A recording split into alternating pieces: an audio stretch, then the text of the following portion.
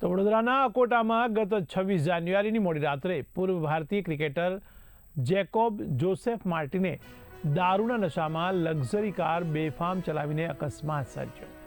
આ ઘટનામાં તેમણે પાર્કિંગમાં ઉભેલી 3 કારને પણ ટક્કર મારીને નુકસાન પહોંચાડ્યું હતું। તો અકોટા પોલીસે આ મામલે ડ્રિંક એન્ડ ડ્રાઈવ તેમજ અકસ્માત અંગે અલગ અલગ ગુના નોંધીને વધુ તપાસ હાથ ધરી છે। ત્યારે રાત્રે 2:30 વાગે નશો કરેલી હાલતમાં અકસ્માત સર્જ્યો હતો।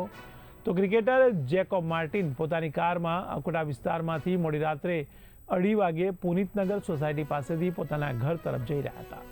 ત્યારે નશાની હાલતને કારણે તેમણે સ્ટીયરિંગ પરથી નિયંત્રણ ગુમાવ્યું, જેના પરિણામે રોડ સાઈડે પાર્ક કરેલા 3 વાહનોને તેમણે જોરદાર ટક્કર મારી હતી।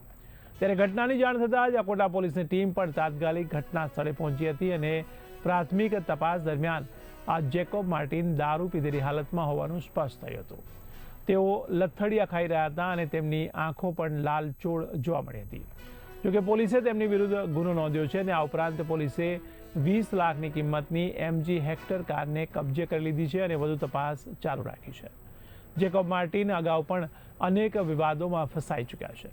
ત્યારે ટીમ ઇન્ડિયા માટે 10 વન ડે મેચ રમનાર જેકોબ અકસ્માત સમયે બ્લેક ફિલ્મવાળી કાર ચલાવી રહ્યા હતા અને કાયદાનો ભંગ પણ કર્યો હતો।